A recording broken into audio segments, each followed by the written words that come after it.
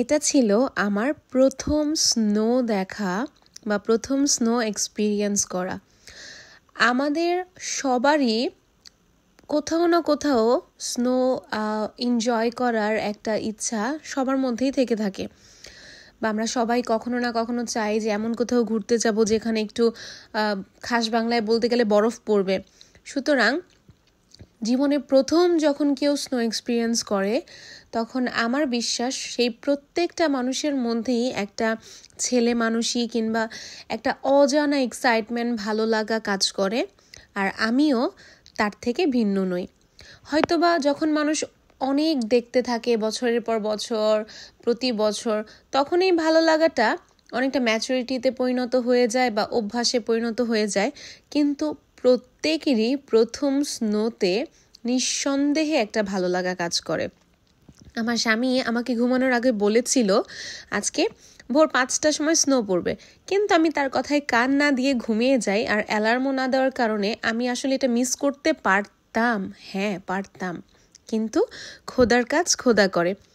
ঠিক ভোর 6:30টায় আমার এত ওয়াশরুমে যাওয়ার চাপ লাগে যে আমি ওয়াশরুমে যাওয়ার জন্য যখন উঠি তখন আমার যে ব্যালকনি ওয়াশরুমের পাশে সেইটার দেয়াল সম্পূর্ণ গ্লাসের তৈরি, এবং সেটা দিয়ে আমি বাইরে দেখতে পাই কি যেন সাদা সাদা, আর সঙ্গে সঙ্গে আমি বুঝতে পারি যে স্নোফল হয়েছে। কিন্তু আমি যখন এটা দেখি ততক্ষণে আসলে স্নোটা পড়ছিল না, পড়া শেষ। তো আমি তৎক্ষণাৎ সিদ্ধান্ত নেই যে আমি এটাকে উপভোগ করব। আমার বাসায় যে 2টা ব্যালকনি, সেকেন্ড ফ্লোরে, লিভিং রুমের, আর এইটা হচ্ছে আমার মেইন ডোরের ভিউ। এখান থেকে স্যান্টা গিয়েছে। পরবর্তীতে বুঝতে পেরেছি এই স্যান্টাটা হচ্ছে আমার বাসার আপু, যিনি সকাল সকাল ভোরবেলা তার ডিউটিতে চলে গিয়েছে, তাই তার পদচিহ্ন এখানে সবার আগে পড়েছে। আর এরপরে আমি যেটা করি, আমি আমার মনের মতো করে স্নো দিয়ে একটু লেখালেখি করি, খেলাধুলা করি, আর সেটা আমি একা একাই করি। তো আমি চিন্তা করছিলাম যে ইটস ফাইন, নিজের মনের মতো করে সিমরান যা জিলে আপনি জিন্দেগি, এটার মধ্যে কোনো দোষ নেই। তাই আমি দেখছিলাম এটা স্নো দিয়ে আসলে বল বানানো যায় কিনা। ছোটবেলায় কার্টুনসে দেখেছি, মুভিতে দেখেছি সবাই বল বানিয়ে বানিয়ে একজন আরেকজনকে ফেক্কা দেয়।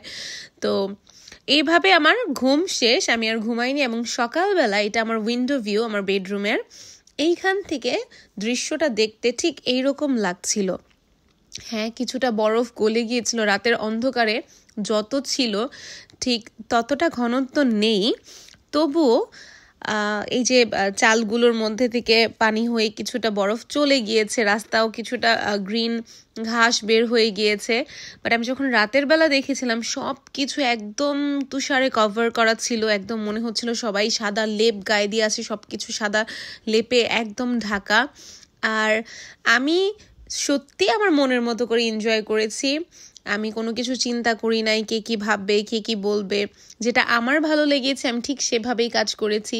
আর চিন্তা করলাম এই যে বরফগুলা দিয়ে একটু খেলাধুলা করা যাক। আর তার থেকেও বড় কথা, আমার ফার্স্ট স্নোতে আমি যাদেরকে মিস করেছি, আমার ফ্যামিলি মেম্বার যারা আমার খুব ভালোবাসার মানুষ, আমি সিদ্ধান্ত নিলাম তারা যেহেতু বাংলাদেশে, তারা তো স্নো দেখে নেই, আমার আরও ভালো লাগতো তারা যদি আমার সঙ্গে থাকতো। তাই আমি তাদের সবার নাম একে একে করে স্নোতে লিখেছি, একদম যেইভাবে আমার মন চেয়েছে, মনের ভালোবাসা মিশিয়ে। আমার নানু, আমার স্বামী, এটা আমার মা বাবার নাম, এটা হচ্ছে আমার একমাত্র বড় বোনের নাম, এবং এটা হচ্ছে আমার একমাত্র নানি বা দিদিমার নাম। আর এইটা হচ্ছে আমার অর্কিড, যেটাকে আমি বাইরে রেখেছিলাম 2 দিন আগে, আর ও স্নোতে কভার হয়ে গিয়েছে। আর এটা একটু বের হয়েছিলাম। এই তো, thanks for watching everyone, follow me for more videos.